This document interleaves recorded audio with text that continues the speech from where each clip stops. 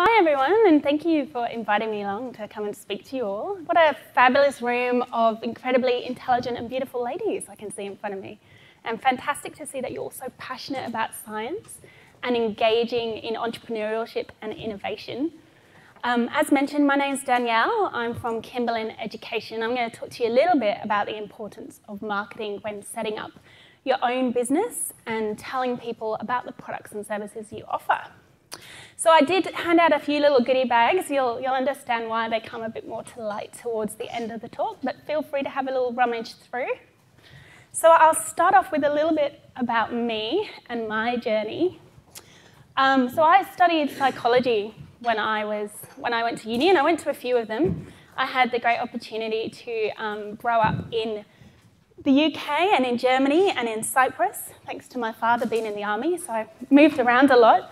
But then I went to the University of Manchester, studied my undergrad in psychology, went on then to the University of Illinois in the States, which was fantastic, studied over there and then came back to the University of East London before coming over to Australia 7 years ago.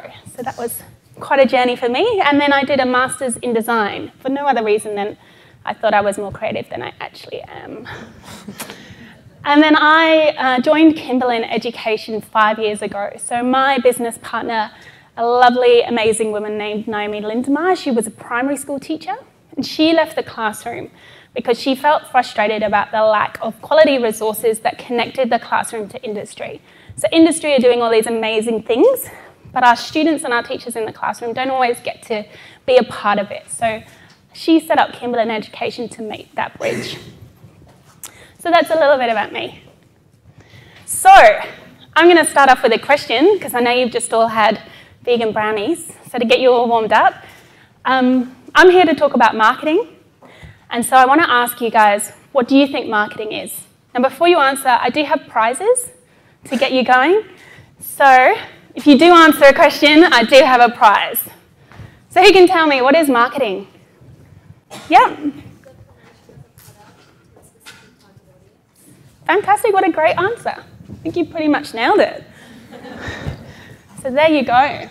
Marketing is the process of teaching consumers why they should choose your product or service over your competition. So it's letting them know and educating them on your products and services. And I think you could argue that in an organisation we need lots of different departments, lots of different roles to play, from finance to HR to product development.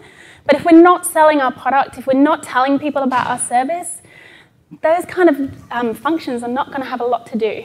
So very important. So the marketing mix. This is a bit old school. I think it came around in the 1960s, but it's still valid today. And there's quite a few more P's that have been added from this, but it's a nice little way to remember the different elements of marketing all put together. So it starts off with product. What problem does your product solve for your customers? Then it moves on to how do the features of your products meet your customer needs? So how is your product that you've developed or your service solving a problem for your customers, and how are you letting them know about that? Then it goes on to price. So how much will you charge for your products? How much is your audience willing to pay for them? That's very important. How much are they paying for similar products at the moment or services? So getting that right is important. Place. So there's two things to think about here. Where are your customers looking for your products? So are they looking online? Are they going to a physical shop front? Where are they looking? And how are they buying? So those two could be different. They could be looking online for information about you, but they could be buying in a physical store. Or they could be doing both online. So thinking about where customers interact with you and your products will determine where you want to, or how you want to market and communicate your products to them. And then finally, promotions. So how are you letting them know?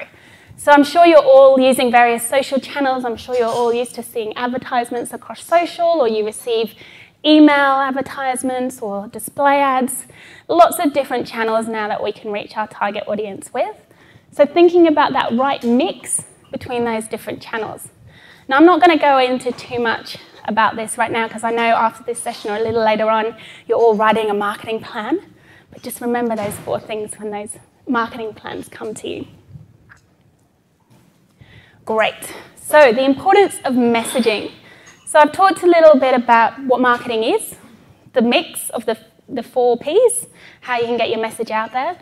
But most important to me is the message. What are you telling people about your products? So why is messaging important? Another question, another prize. Oh, at the back. Whoever speaks first gets the prize. It's a form of communication that can inform people and also form connections like within the business and even with their consumers and target market. So why is the messaging important?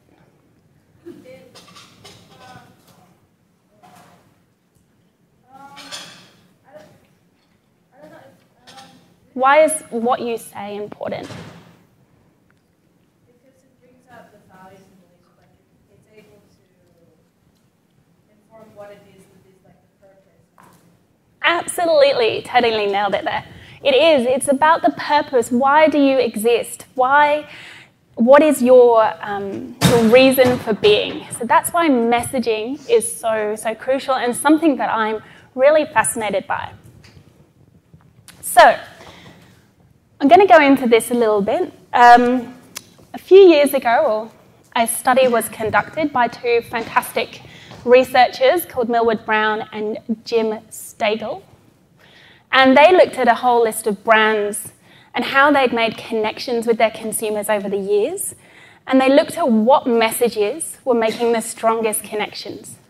And they came out with 5 key reasons why messages make a strong and impactful connection within the marketing that these companies were doing. So the first one is eliciting joy. So that's activating experiences of happiness, of wonder, and limitless possibility. If you've ever seen a piece of communication or you've read a story or you've seen an ad that elicits joy, it makes you feel good inside, you're more likely to have a connection with that product or brand. Enabling connection was the second one. So this is about enhancing the ability of people to connect. So encouraging you to reach out to others, encouraging you to see connections where perhaps you didn't see them before.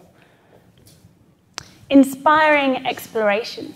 So this kind of message is about encouraging you to do something different, realizing that the world's a little bit bigger, there's other opportunities out there, the horizons are attainable. It's really about thinking about what you can do next and what you can explore. Invoking pride, that's about making you feel strong. That's about making you feel that you stand behind something, you're connecting to that message, you believe in that message too. Impacting society is the last one. So when we have a message that enables people to see how your product or service can make a difference in society, then using messaging that helps invoke that creates a really strong and powerful connection. Okay, so I'm going to have a look at some ads with you guys now. And what I want to have a look at is this one here by Samsung Australia. And they did an ad that incorporated Netball Australia, so some of the netball players. So I'd like you to watch this. That's the one. This one? Yep. And just pull it up. And we're going to answer some questions on that. Just 1 second. Perfect. Let me know what you think.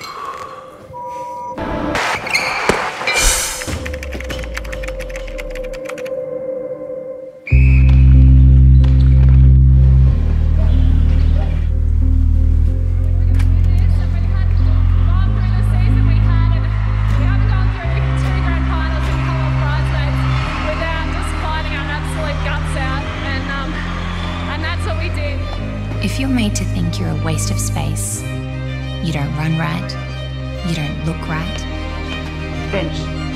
you're just not good enough.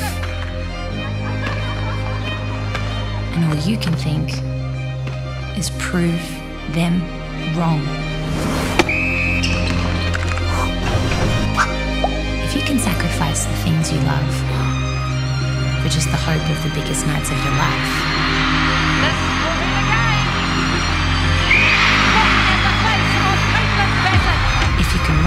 5 and train till 4 and still be fresh for your second or third job. If you can be part of one of Australia's most successful sporting teams ever, and still, no one knows your name. If you can take what you hate and use it for something you love.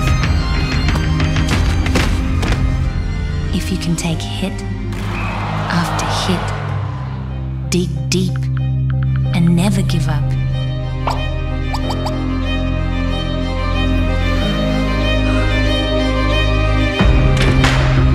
If you can fight on the court like enemies, bodies on the line, and walk off best friends. If you can dedicate your entire life to one thing, for love. Love. Love. And not the money or the fame. And if you can inspire this girl to follow her dreams,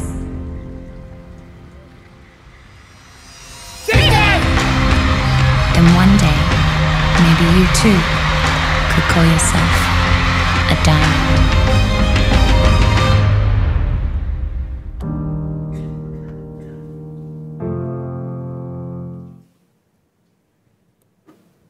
Fantastic. So what did you guys think of that ad? Oh, you cottoned on. There's no prize for this question. Well done. Okay, well, there is a prize now.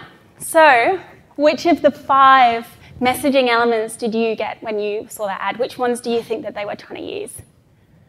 Yep. It evokes pride, and also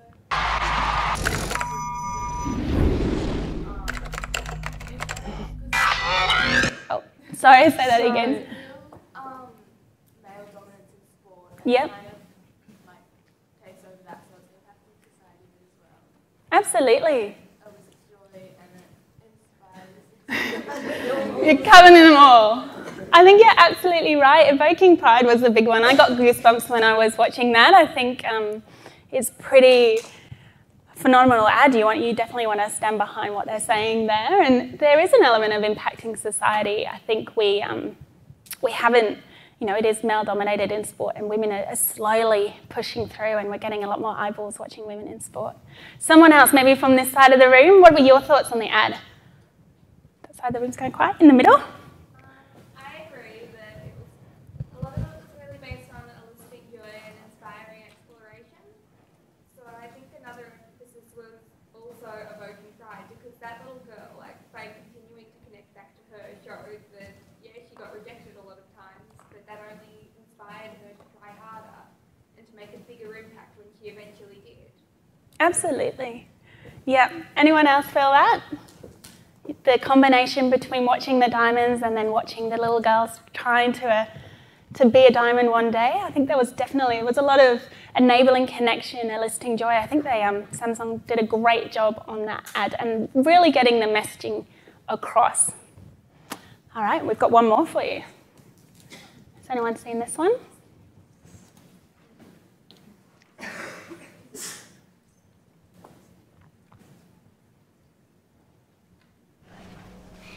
If I was Prime Minister, I would make it illegal.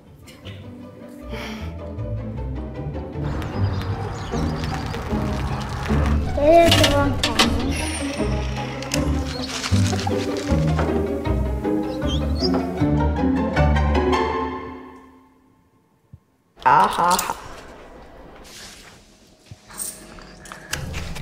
Why does he get $5? That's just the way it is. $7. It should be flat out illegal. I'm not joking. I'm not being unreasonable. Women and men should have the same money. They should have 50-50. 60-60 if you want to do 120. It should just be how hard you work. If you do the same work, you should get paid the same money. What we're trying to tell you is that it's not fair that boys get paid more than girls. Maybe if the men noticed they were being paid more than the women, they should speak up about it. When I am older, I'm going to make a change. If I don't forget. I have no words, it's so wrong.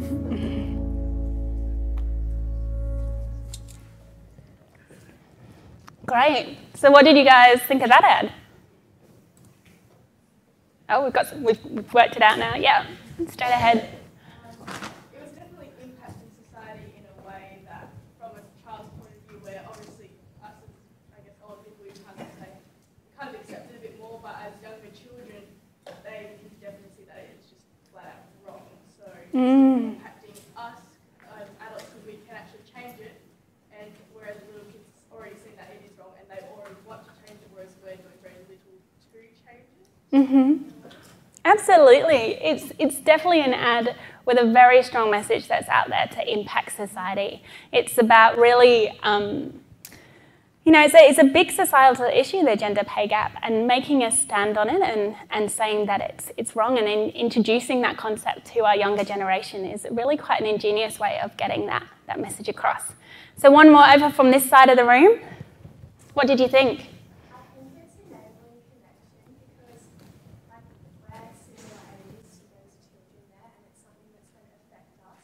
People that aren't our age, it's like they might be the children of some people or something. So it's like, I don't know, your children seeing that thinking it's wrong, but these other people just go along with it and thinking that it's okay. So it's really creative. Yeah, definitely. Yeah.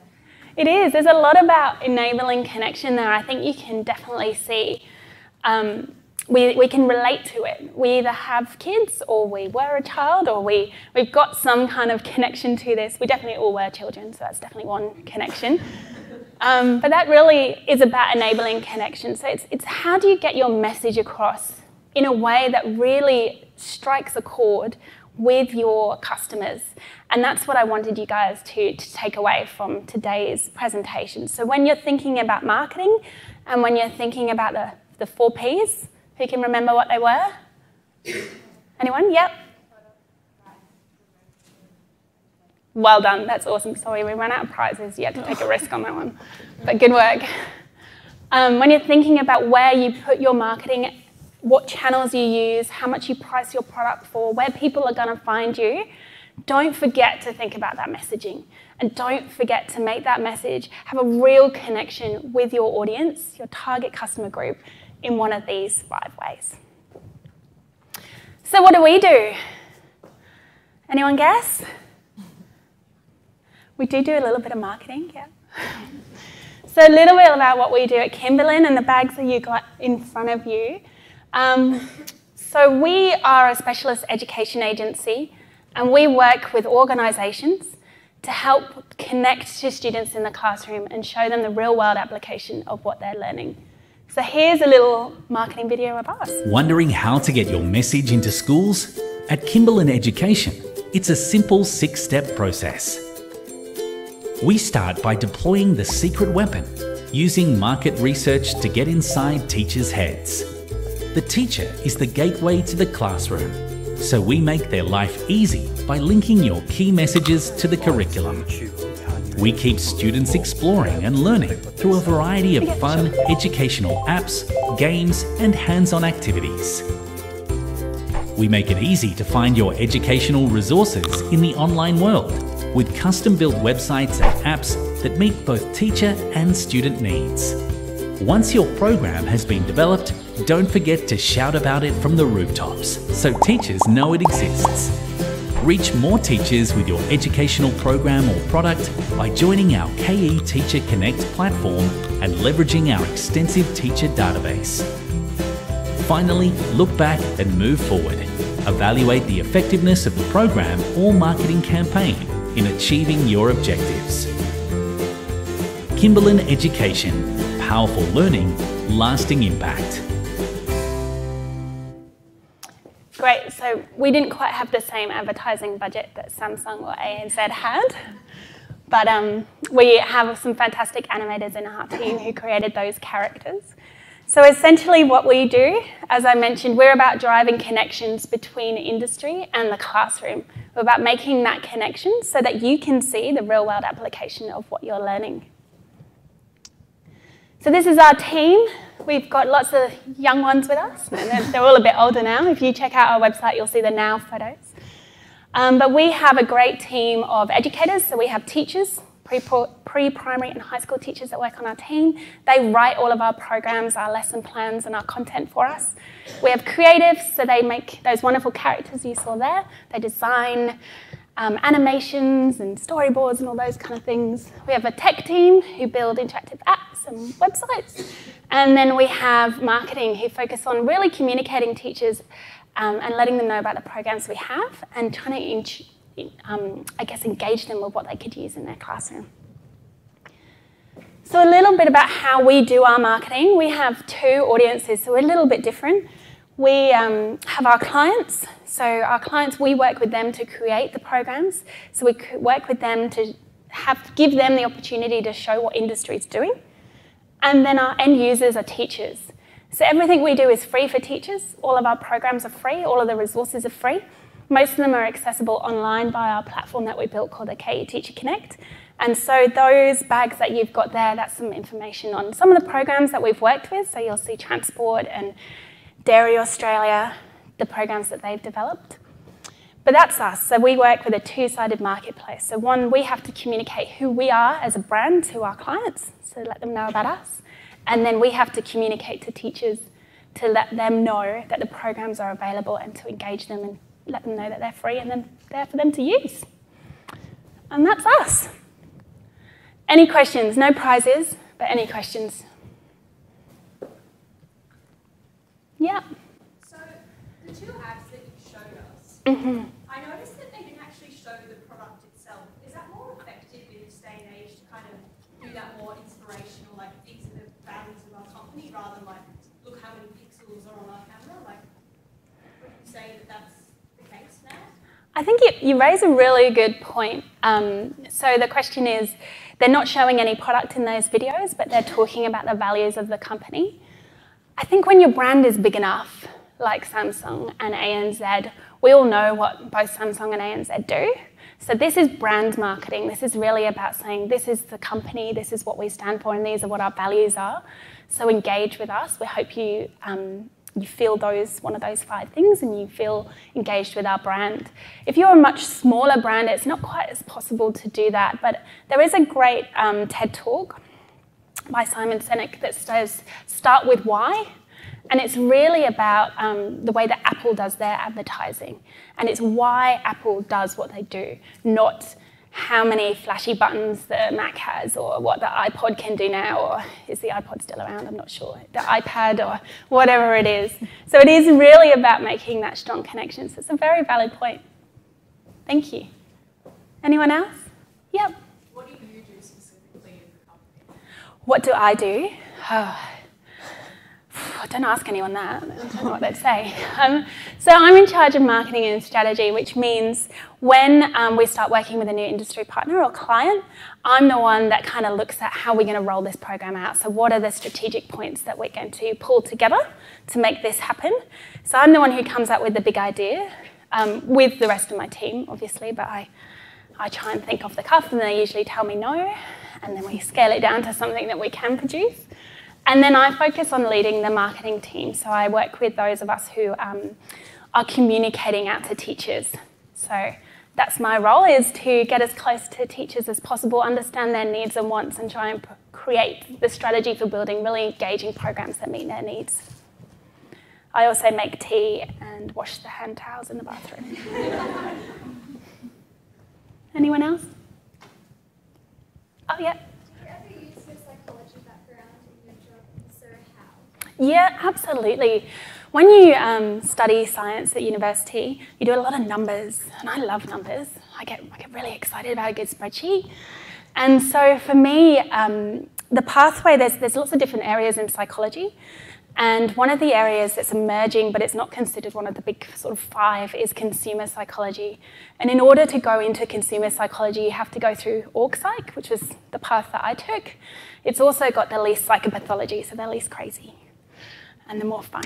So I went down that route, and then I transferred from what I was doing in organisational psychology into consumer psychology, and it means that I look at the data, so I look at patterns, I look at trends, and I try and look at the emotion in marketing as well. So that's why the messaging is so important to me and the interest. So by tweaking the messaging, do we get a better response from people? That's what helps. Yeah, yes? I'm intrigued as a teacher, or torn between thinking, this is awesome, because I actually want my students to be getting lessons about how a real company works in real situations. But also worried about, am I promoting businesses that maybe I don't agree with their ethics? For example, the dairy industry produces huge amounts of carbon dioxide to global warming. How do you balance those ethics with taking a company and putting promotion effort into the classroom? Absolutely, and this is a conundrum that a lot of people ask us. So there are organisations that we won't work with, so we can't work with any of the pharmaceuticals or any of the fast food or any of those guys. It's our educators who have been in the classroom that really make the decision on the messaging that we take forward. But for example, with the farming, so we work with a number of different ones, so Meat and Livestock Australia, Australian Egg Corp, Dairy, and Cotton Australia. And the way we work with them is we actually do video conferences where we connect a farmer to the classroom. And so there's actually very little brand promotion in any of our programs. In fact, most of it's not. You wouldn't know that it was an MLA-sponsored VC. But we essentially connect a farmer to the classroom. So rather than doing another fractions worksheet, you hear about a farmer telling you how they use fractions on their farm. And it really, really engages the kids. And that's a primary school program that we run. And at the end, they have the opportunity to ask questions to the farmers. Can anyone guess what questions they ask? Do you have a wife? Number one. And how much do you earn? There's numbers in there. So yes, we are really choosy about who we work with, but it is understanding how the key concepts that these industries are built on can be adapted and used in the classroom. But there's very little branding. I think if you asked any of our kids who attend that farming VC who that was run by, I don't know how many would. All good? Well, thank you. It's been lovely having the opportunity to speak to you all. And I hope this helps, and good luck for the afternoon activity with your marketing plan. Thanks.